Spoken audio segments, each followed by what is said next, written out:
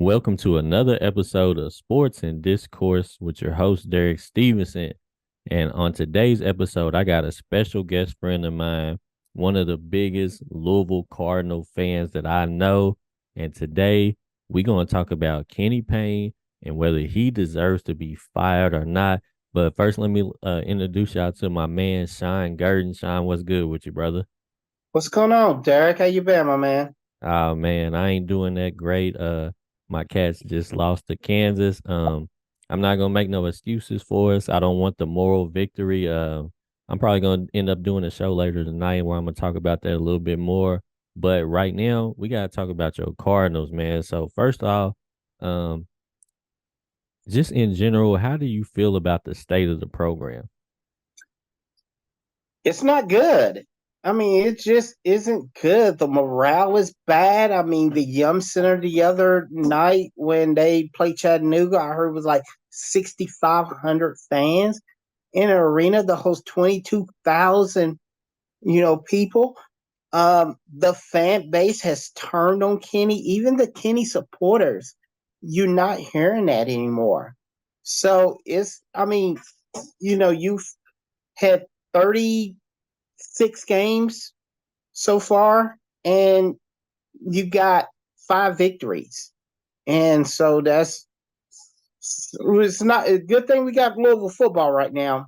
That's the Right. only thing is really keeping the fan base engaged because basketball is really in a bad place. Yeah, and actually, I was shocked because I figured y'all might turn the basketball program around quicker than y'all did the football program. But the football program seems to be on the rise. I can't wait to see what happens when we play y'all. But this is the crazy part. You said it was 6,500 people, and that's wild to me because usually it floats between Kentucky, Syracuse because of the arena or Mhm. stadium, I guess, if you will, that they play in. Right. Um, and then Louisville. So one of those three teams usually always leads the nation in attendance. And along with that, Louisville is actually one of the top leading programs as far as merchandise sale. I think they once upon a time they had one of the biggest TV market shares. So to see the program falling from grace like that, do you think that because of the money that they probably losing when you count ticket sales, you count parking, you talking vendors with merchandise, food and beverage Restaurants. sales, yeah, everything. Do you think that Kenny has to be fired this year? I think there's was a sentiment even before the year. Obviously, it was like, let's see what's happened. And then you lose to Kentucky Wesleyan.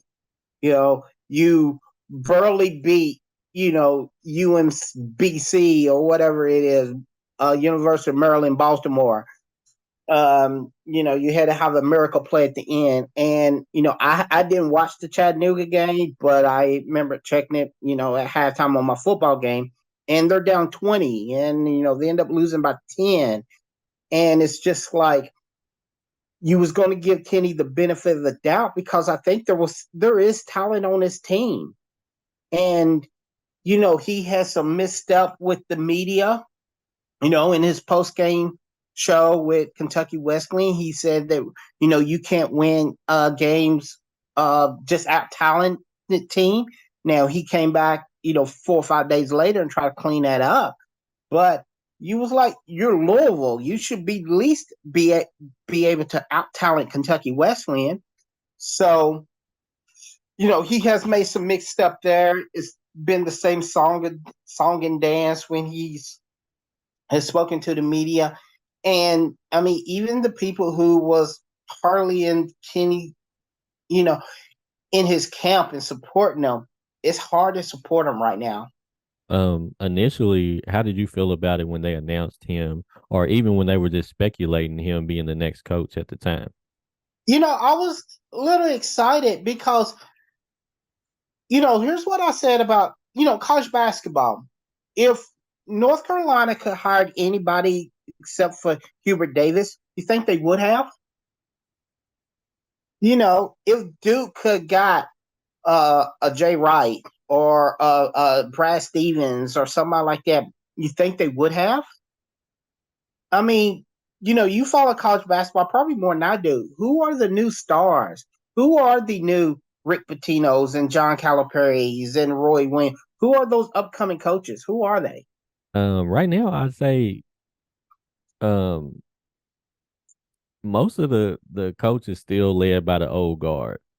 Um, you might have a few up and comers, but mostly when they talk about the best coaches, they still talking about that same group of guys. They talking about Calipari, they talking about Bill Self, Tom Izzo, the usual suspects. You know what I'm Yeah, saying? but So but when Louisville hired Chris Mack, and I said this at the time, if any of the Blue Bloods had an opening up, Chris Mack would have been on top of that list for what he did at Xavier. He would have. And Louisville happened to be open at the time, and he took the Louisville job. It didn't work out. I still think Chris Mack's a pretty good coach. It was circumstances that sent that into disarray of him being suspended for the first couple of years, COVID. I mean, if COVID didn't happen, no telling how different this program would be. But it did. It is what it is. Chris Mack decided to leave. Um, so he left. So I was excited for Kenny Payne. And then when the NCAA basically came back and said, look, this whole thing is over with the Brian Bowen thing that went on for almost 6 years. Louisville had that cloud over them for 6 years. right. And so that's gone. And so we was kind of looking forward to this season. And he's got some good transfer. He's got some good freshmen. But then they play the same way they did last year. Um, when he was at, obviously when he was at Kentucky, the whole big thing for people to troll Kentucky fans was to say Kenny Payne won those games, right? Sure. Um, at the time, I feel like there was a little bit of credence to that because it did kind of feel like Kenny Payne was really involved. Few times where he had to step in if Calipari may have been ejected or something like that. He did well. There was kind of these like I think everybody kind of felt like he might have had a lot to do with the success of Kentucky. Was that one of the main reasons why you was excited? Did you feel like it was kind of him leading the program? Well, not just that, but look at all those players from Anthony Davis to John Wall to Carl Anthony Towns, Julius Randle, and all those players that it seemed like Kenny had a huge hand of recruiting them and bring them to Kentucky. We kind of felt like he would kind of do the same thing to Louisville, bring that level of talent. So once again, I think there's talent on this basketball team you know, but when they get on the basketball court, they they're bad on defense, um, and they just make just silly mistakes, and you go, you know, what's going on? And some mistake you, and I think there's been time that Kenny has lost a game, especially last year, uh, because he just seemed like he didn't have the experience to, you're up three with less than 5 seconds, foul. And then you have a guy Right. to hit a three, and then you end up losing the game. So you kind of feel like he makes a lot of bad decisions as a coach in your opinion. Yeah, it doesn't seem like there's there is an objective he's trying to get to. We still don't know what his philosophy is after a year. We still are not, Bobby Valvano is the color commentary for Louisville, and he's got a show in Louisville in the afternoon. I listen to it sometime. And he said, I'm still not sure what Kenny is want to run. Sometimes he understands what Kenny's trying to run, but what is his philosophy? What is his offensive philosophy? What is his defense philosophy? And it almost seemed like he's trying to throw a lot of things at the wall and see what sticks, and nothing's stuck yet. Do you think that I know what he means to the Louisville program, right? But do you think that with him not actually having a head coaching experience, do you think they should have passed on him for just right now and build the program up first and then gave him a shot, or do you think it was the right move? I think it goes back to what I said earlier with like John Shire at Duke and Hubert Davis. They didn't have head coaching experience either. Now they was on that bench for Duke and Carolina, but if if it wasn't going to be Kenny Payne and Louisville's a top 6 to 7, 8 program in the country, who were they going to get? I mean, was there somebody out there that was going to make a splash? And I'm not sure there was. So I think it was one of those things with everything Louisville's been through over the last 7 to 8 years now. Kenny seemed like the one that kind of unified the fan base. It made everybody excited. So I think that's what it was. But you got to win basketball games, and that's what he's not doing. Do you think that they by the end of this season? Let me first ask you this: what are your expectations based off what you've seen so far for the rest of the season? I don't know. I had expectation. Let's answer it this way. I had expectation going into the season that he will win somewhere between 17, 18. Now, I mean, after watching them, you lose to Chattanooga and watching the Kentucky Wesleyan game, I mean, they can't guard a chair. They cannot guard a lamppost. So I'd still like to think that, but there's not enough evidence for me to say he's going to turn it around. Like I say, I think there's talent on his team, but so expectation now is 10, and if he wins 10, that's not enough. Still think he'd have to be fired? Absolutely. I think right now a lot of people agree with you. I'm a let me throw something out there and let me just have you respond to it, right?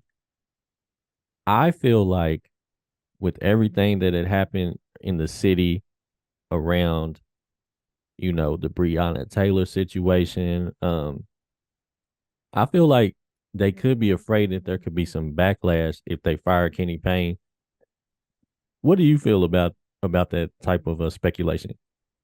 Well, I think you have to be clear that if there was some pressure put on the University of Louisville by hiring a black head coach, and mainly put on by Jerry Eves, not Junior Bridgman.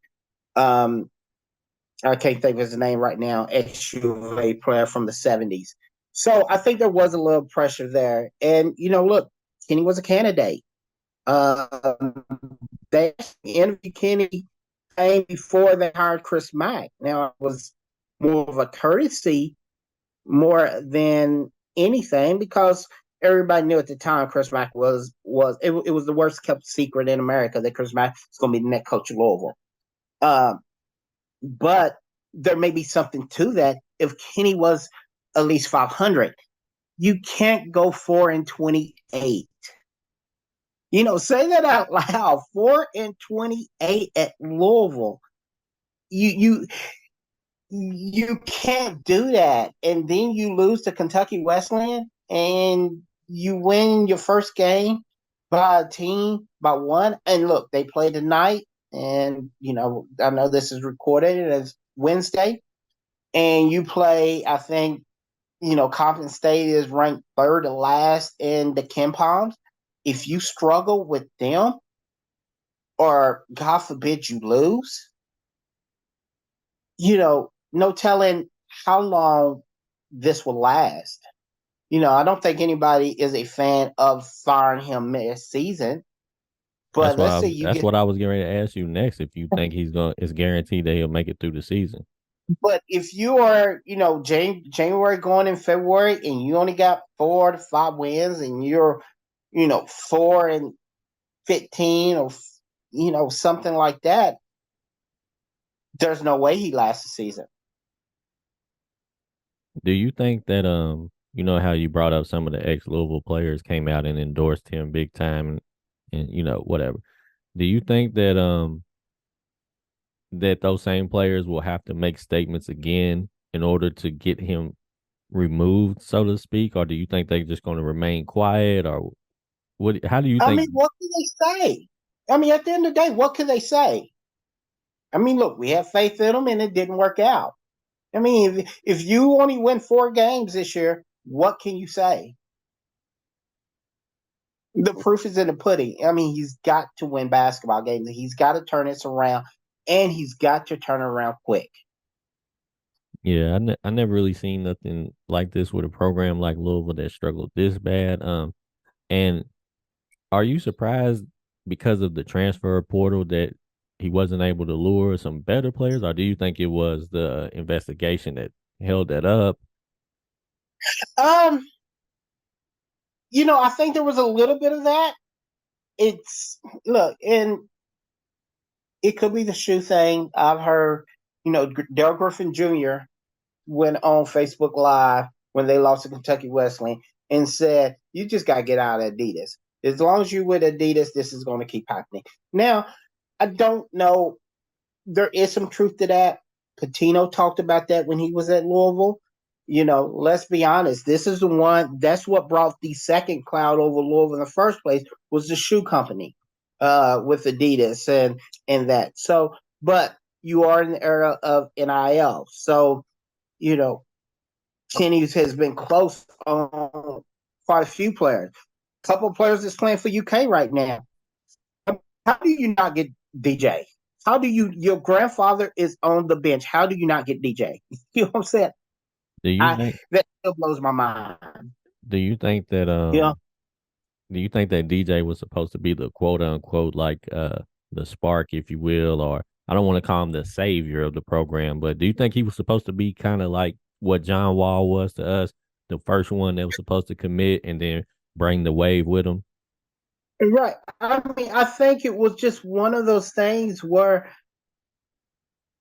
I wouldn't say savior, but just say I think when Kenny got the job and you looked at every recruiting service, it was only a day or two where the crystal balls went from Kentucky to Louisville. And it stayed Louisville for several months. Then all of a sudden, they'll start whispering, no, DJ's going to Kentucky. He's going to Kentucky. And then he went to Kentucky. And then, it came down to Louisville and Kentucky for Bradshaw. And Kentucky wins that battle. So it's just like there's one or two of those you got to close. And the kid that went to Indiana, it came down to Louisville, Indiana, and he ended up going to Indiana.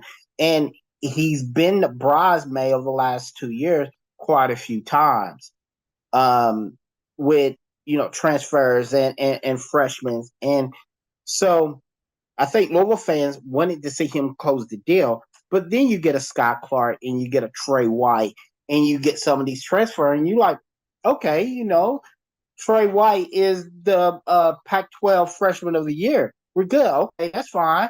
You can score. You get Scott Clark, who's a 5-star. You get a couple of players that were 5 stars, All American, and then they get to Louisville and you see them play a game, and it's like you can see he got talent, but they don't look like they can play. I mean, they're not playing as a team. You see Mike James, who was left over from the Chris Mack, you can see that Mike James can play. But, there's seem like there's no chemistry. He doesn't have a set lineup yet or a set rotation. And we just don't see progress yet. Um, I know you can't really, you know, judge too much about the assistant coaches, but there was also a lot of talk about this super assistant coach staff, if you will. Um, Speak about how you feel about them overall, or did you like the picks? Did you like the hires, or did you feel like maybe they were too out of touch with today's generation? Like just in general, how do you And feel about it? really that's not what I think. I mean, Nolan Smith is what in his 30s. You know what I'm saying? I mean, Nolan Smith come from Coach K. I mean, he's under Coach K's tree. His father played at Louisville, so obviously he has some roots. Danny Manning is one of the greatest college basketball player we have ever seen. And, he's been a head coach and been on the bench for a long time now.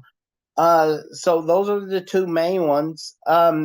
So I don't I don't think that's it, but it's just like, who is the X and O's guy on the bench? Who is the defensive guy? And those are just questions that when I listen to some of these Louisville call-in shows, that's what they're asking. They said they just see the assistants on the bench just sitting there, and they was like, what's going on? How engaged are those? And I don't know if that's fair or not, but those are the questions that's being asked. Um, Also, like I want to go back to like the amount of revenue like that's probably being lost, right? Um, do you how much do you think that that's going to play a factor regardless? And if they do make a mid-season change, do you think that it could spark some interest, or do you think people are just checked out this year already? Uh, Obviously, the answer to your first question is that look, financial drives the bus. We know that. So if you start getting constantly less than 10,000 people, if you the only reason you get 20,000 is because Kentucky's in the building or Duke's in the building. When you play in Clemson or you play in a Wake Forest or Georgia Tech, you got less than 10,000 people, then yeah, that's the fans telling you something. Louisville is used to getting 20. Let me put it to you like this. Peyton Siva sent out a tweet Friday night and showed the Yum Center full. He said, "This is what I'm used to playing in front of." Didn't matter who they were playing. It was 22,000 people in there. I mean, they could be playing me, you, and Q, and they was going to get 22,000 people in there. And now you're struggling to get 9,000 people in there, and because you won 4 games last year, 4-28. That's hard to say, and it's even hard to hear. Nah, it really is. Even with everything that was hanging over y'all's head, I definitely expected y'all to be at least a mid-range ACC team. Right. I'm not David Patrick necessarily won saying 20 games. say what. David Patrick won 20 games. David Patrick was a Dean Adele baseline violation where he decides to run the baseline when he didn't have the baseline, and the lucky bank shot of making the tournament by beating number one Virginia. They beat number one Virginia. That team is in the tournament with everything that went on after that. You know what I'm saying? And I mentioned Chris Back and COVID. That 2020 team of Louisville, they could have won the national championship. They was Think going so. in the ACC tournament of probably no worse than a 3 seed, no worse than a 4. Nationally, but let's say they won the ACC tournament, they could move up to a 2. Then COVID happened. And Yeah. so we don't know what could have happened with that team. And then the next year, he thought he was in the tournament, had a couple of COVID pauses, and you get blown out by Wisconsin. You get blown out by I think it was North Carolina, and you only had 13 wins. You was 13-7. You only played 21 games, and you don't get in the tournament. So then you bring Kenny in, and you win 4 games. And so it's just has spiraled out of control. And Kenny, not it. It's one thing if you can stop the bleeding. You are bleeding out even more now since Kenny took over. Yeah. As far as the ACC is concerned, what how much confidence do you have in the ACC?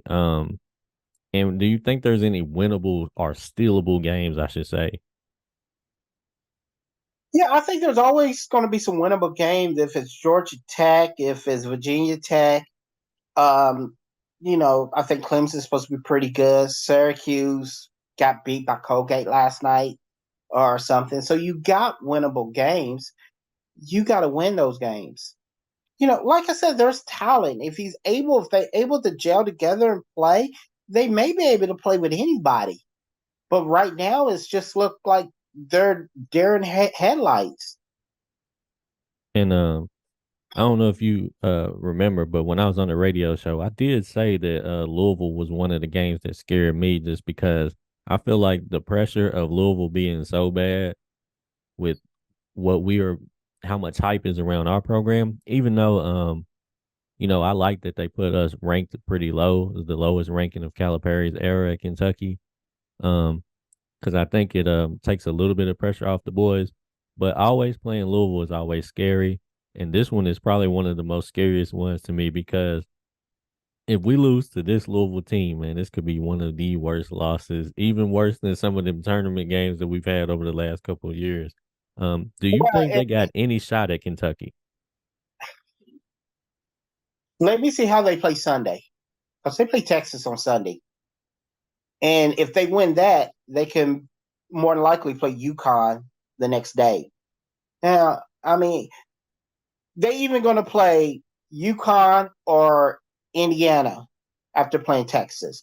So, you know, look, I was just listening to Louisville radio, a couple hours ago, and they said, look, what a lot of Louisville fans want right now is to go to New York and not get embarrassed. Um, so I mean, this isn't Louisville basketball. We should expect to win every single game that Louisville plays. Not saying you're going to, but expect to be in every single game. And right now, the fan base, there's no confidence that you can beat Bellarmine coming up in a couple of weeks. And that's just the truth of the matter. Yeah. Well, unfortunately, man, for you guys, very fortunately for me, this is just I don't even know how to describe what's going on, man. Do you think that if he makes it past this season, do you think he can turn it around into something special, or do you think it's just going to basically be him hanging on each year until they put him out of his misery? If he doesn't win at least half the games, he's going to be put out of his misery. Fans are not going to stand for it. They're just not. I mean, he has truly lost the fan base, and we're only 2 games in, If and you that's hard. if you had to do an approval scale, uh, from 1 to 10, what's your approval rating of him right now? Derek, 4-28. I mean, say that out loud. 4-28. You won 4 games. How can I give him a 1 on that? Oh man, we gotta at least give him a 1, man. That's the lowest we can go. 1 to 10, we gotta give him a Four 1. and 28. Did you what? I don't know, man. Did when he first took over the program, you was excited, right? So how many games in did you start to sit back and go, "Whoa, this is just not what like?" Did you give him a little bit of a grace period I, initially? I, I did, but when he lost last year in the exhibition to Lenore Ryan, and it was like, whoa, wait a minute. And look, I understand sometimes teams lose exhibition, no big deal, you know, but you never saw improvement of the team. And one of the biggest disappointments of last year was L. Ellis, not L. Ellis. I can't even think of his name. That the big guy Oh who yeah. under Chris Mack came on late, and I remember he had like 25 and 12 against Duke.